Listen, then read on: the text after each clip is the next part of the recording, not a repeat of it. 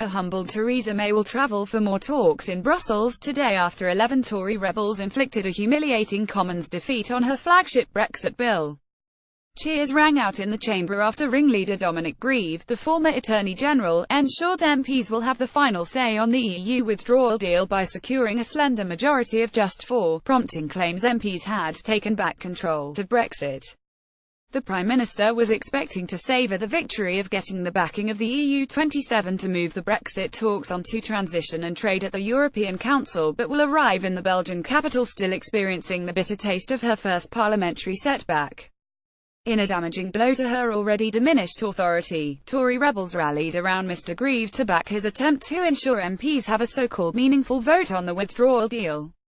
Read more: Westminster vote makes Theresa May's Brexit negotiating hand weaker. A dramatic last-minute concession by Dominic Raab, the Justice Minister, was brushed aside as too late by Mr Grieve, whose amendment to the bill squeezed through the Commons on a majority of just 4 following an impassioned 8-hour debate. Amid intense scenes in the Commons as the division was called, would-be rebel Vicky Ford appeared to be wavering between division lobbies before being ushered towards the government side by Chancellor Philip Hammond and Brexiteer MP James Cleverly. Seconds before the vote was announced, MPs were signalling the result. Cheers rang around the chamber as ministers sat glumly on the government front benches awaiting the formal reading of the vote tally: 309 for Mr Grieve's amendment to 305 against. Earlier, Mrs May insisted the UK government had already offered MPs a meaningful vote on the Brexit deal and that it would take place before the point of Brexit in March 2019. Read more: Westminster vote makes Theresa May's Brexit negotiating hand weaker, yet MPs wanted the vote to be written into law so that the government would not be able to implement the withdrawal agreement struck with Brussels until Parliament had officially signed it off. Seconds after the vote, Tory Remainer Nicky Morgan, the former Education Secretary, tweeted, "Tonight Parliament took control of the EU withdrawal process." Jeremy Corbyn described the defeat as a humiliating loss of authority for Mrs May. The Labour leader added, "Theresa May has resisted democratic accountability. Her refusal to listen means she will now have to accept Parliament taking back control."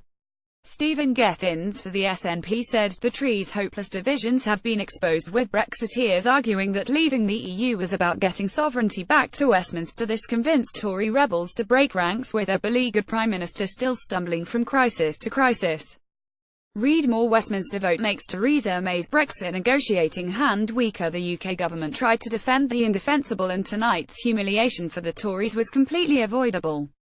Theresa May and her Brexit ministers need to reach out and not just listen to their paid-up supporters in the DUP.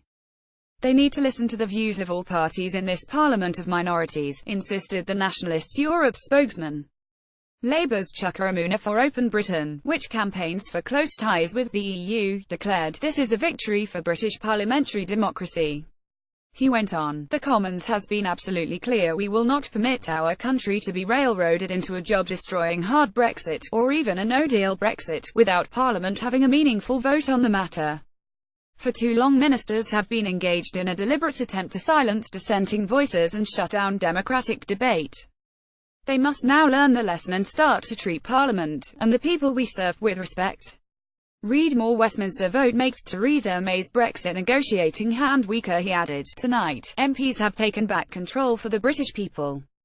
We will scrutinise the Brexit process on behalf of our constituents, and we will not tolerate a Brexit that damages our economy or our great country." A spokesman for the government said it was disappointed at the vote given the strong assurances it had set out. "We are as clear as ever that this bill, and the powers within it, are essential. This amendment does not prevent us from preparing our statute book for exit day. We will now determine whether further changes are needed to the bill to ensure it fulfills its vital purpose," he added. After the vote, the PM tried to reassert her authority by sacking one of the rebels, Stephen Hammond, from his role as Conservative Party vice-chairman. Wimbledon MP was appointed Tory vice-chairman for London in July, as the party sought to rebuild following the disastrous election campaign which saw it lose seats to Labour and the Liberal Democrats in the capital. Read more: Westminster vote makes Theresa May's Brexit negotiating hand weaker. He said, "It's disappointing. It gives me no pleasure to vote against the government, but I've made it very clear that for me, this was a point of principle, and just occasionally in one's life one has to put principle before party. I know that sounds pompous, but I've never done it before.